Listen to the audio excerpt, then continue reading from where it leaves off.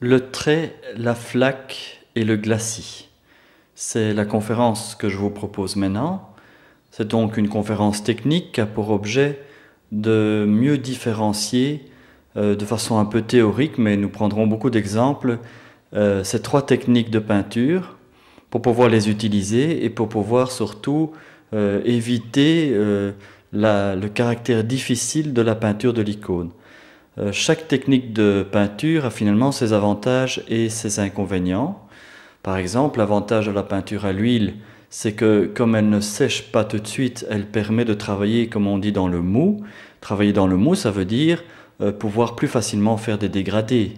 On voit par exemple les Flamands au XVIIe siècle, quand ils peignaient des marines, c'est-à-dire des sujets de bateaux sur mer, eh bien, avec la peinture à l'huile, ils arrivaient très facilement à donner dans la mer et dans le ciel toutes les nuances et demi-nuances nécessaires grâce à la peinture à l'huile. Et au moment où ils passaient au détail des cordages et de tous les petits accessoires qu'il y a sur un bateau, eh bien, à ce moment-là, ils reprenaient la technique de la peinture à l'œuf, celle que nous utilisons pour peindre une icône. Donc, chaque technique de peinture a ses avantages et ses inconvénients. La peinture de l'icône, donc la peinture à l'œuf, a de gros inconvénients, notamment cette difficulté de travailler dans le mou et d'avoir des demi-teintes et de faire des dégradés. Nous verrons qu'il y a moyen de le contourner, mais c'est vraiment un des inconvénients de la peinture à l'œuf. Par contre, la peinture à l'œuf a beaucoup d'avantages. Par exemple, le fait de pouvoir avoir des détails très fins, le fait que la peinture sèche très rapidement, de sorte qu'on peut la plupart du temps poser sa main sur la planche à icône. Ça, ce sont évidemment des gros avantages, ça permet d'avoir une beaucoup plus grande précision. Mais donc, pour comprendre et pour pouvoir utiliser au moins les avantages de la peinture à icône, il faut au moins pouvoir les connaître. Et si on se lance dans la peinture de l'icône comme ça, eh bien, naturellement, on ne va pas les découvrir si facilement. Il faut donc au moins une fois les apprendre. Évidemment, le mieux pour les apprendre, c'est de les voir faire dans le cadre d'un stage ou d'une des journées pour apprendre à peindre des icônes.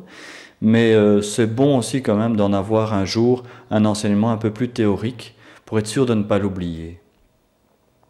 Alors, une fois qu'on a bien pu déterminer et comprendre d'une manière un petit peu théorique la différence qu'il y a entre peindre au trait, peindre à la flaque ou peindre au glacis, ensuite, bien entendu, ces trois techniques ont des intermédiaires. Et c'est sans doute d'ailleurs une des parties les plus intéressantes de pouvoir dire je travaille en faisant du trait, mais quelque part je travaille avec tellement peu de pigments et de façon tellement transparente que je me rapproche presque du glacis. Aussi entre la flaque et le glacis, entre la flaque et le trait. Mais avant de se lancer évidemment dans ces intermédiaires, dans ces intersections entre ces trois techniques, il faut d'abord les comprendre et voir ce qu'elles ont de spécifique.